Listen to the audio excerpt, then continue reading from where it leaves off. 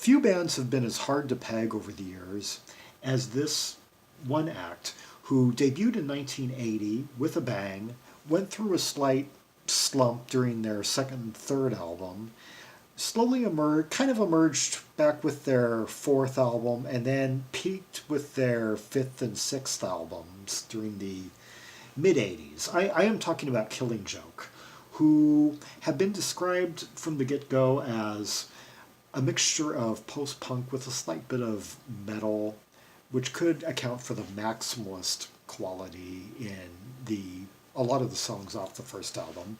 And from that 1980 debut, the closing track, Primitive.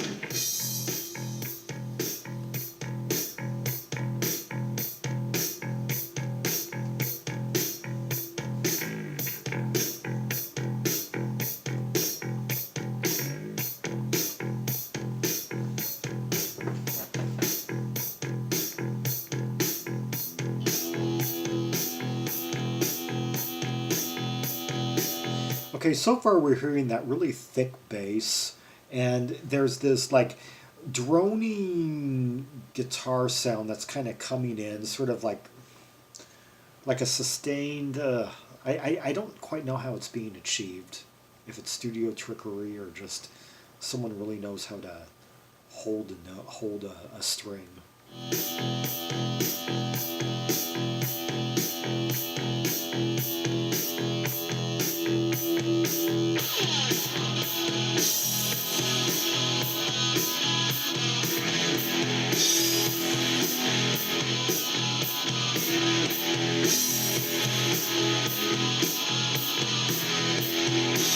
I really love the notes that are being hit over. It's like da da da da e da. No F. It's an F da da da no, and then the fifth in F is C da da da, and then so the while the bass is just staying in F the whole time, is emphasizing the tonic, the low octave tonic. This guitar is coming in and it's starting like in C, na na na na na na. Oh my God! It's throwing in a six. And then it's throwing in a tritone, a B. That's na C D B C D B bum bum. While that F is playing, and so for a moment there you're hearing B over F, a tritone.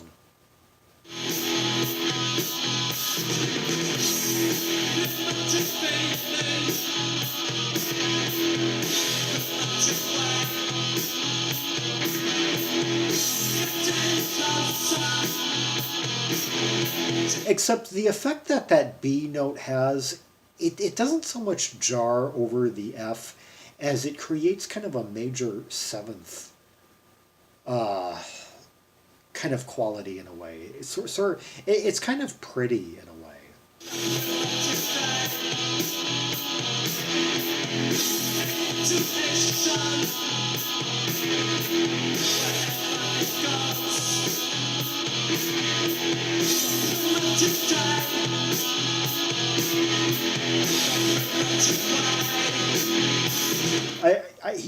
He's got that real kind of like adenoidal type of tout phrasing in this. You can hear it's really low in the mix though.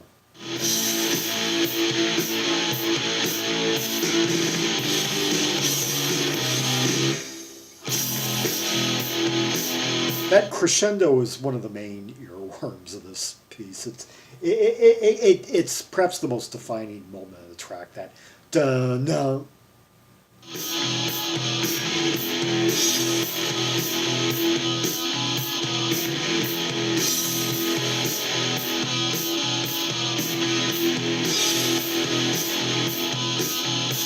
Let's catch up with the lyrics here.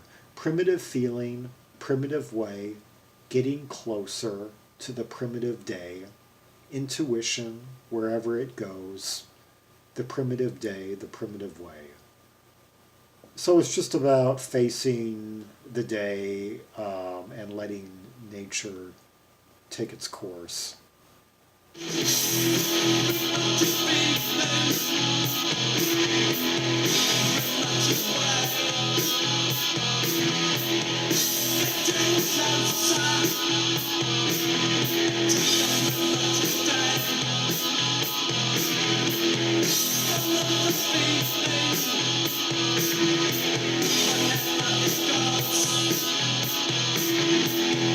think there's like a bass line that, or no, there's something in there that's going boom, boom, like that.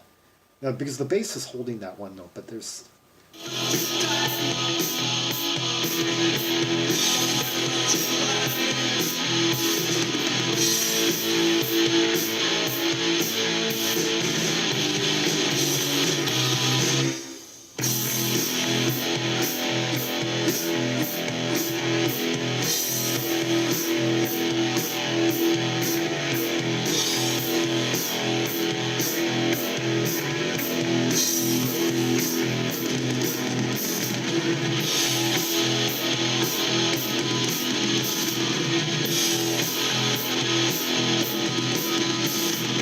Hear those percussions that are coming in, those boom, boom, boom, boom, boom.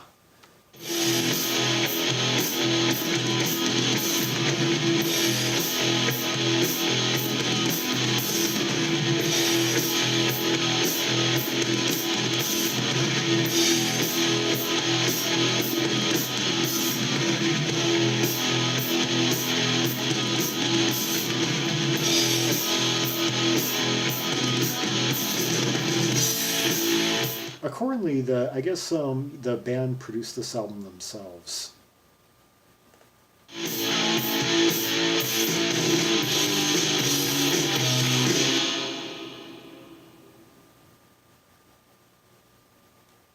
And some silence at the end of the track there. Yeah, there you have it. Killing Joke, Primitive, the final track off their debut album, self-titled. The lyrics pretty much repeated the first verse, except there was this line, follow the feeling wherever it goes. So I'm sticking with my initial interpretation.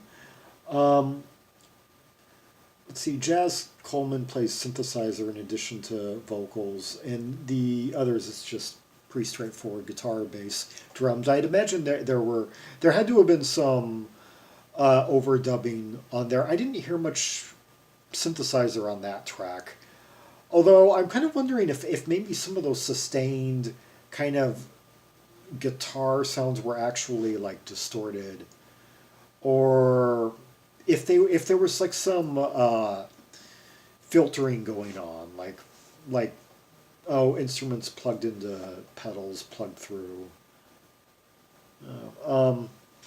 Anyway, the band. This album was pretty strong. They definitely cared about composition on this album. There's this track. There's the weight, which I guess Metallica later covered. There's Requiem, the opening track, quite familiar. Gets played sometimes like in goth industrial clubs, and there's the epic percussive number on side one, Tomorrow's World. They stretch on a few numbers, but for the most part, they really cared about crafting distinct riffs and songs that had distinct verses and choruses in them on this album. And on their next two albums, it seems like they abandoned songwriting altogether and just focused on creating dirges with more of that sound. It's like the next two albums had the sound, kept the sound intact, but I just didn't hear any distinct. I couldn't really tell the material apart on the two follow-ups. What's This For and Revelations. And I was really hard pressed. But since I like the band's sound, I've still been trying, like, even though I haven't really succeeded in finding much to really get enthused about in those albums, I keep on, once a year, every few months out of each year, I try and circulate them again, or circulate the tracks that I deemed purple, you know. And Fire Dances had one really good song on it. That was the beginning of the artistic comeback for the band, and then Nighttime and Brighter Than a Thousand Suns were their best albums overall. For more Rubies and Sapphires from the first Killing Joke album and from the mid-'80s Killing Joke discography, and for some Sapphires from their second and third album, for now, anyway, see the directory of albums by English K artists, which has the 80s discography of Killing Joke as well as at least a 20-year discography of the Kinks, quarter century discography of King Crimson, pretty much the first 10 years of Kate Bush. It's got the Corgis, it's got Kurzel Flyers, Crazy Cat, Kissing the Pink, Kaja Gugu, Keith Christmas, Kevin Ayers, got him. There's got Kiki D. Okay, I'll stop. I'm pretty sure there's a few more that I'm forgetting that I'll just kick myself when I look at it again. But anyway, like and subscribe. Till next time, this is Zaragon, the world's most ear-traveled trem maximalist, signing off.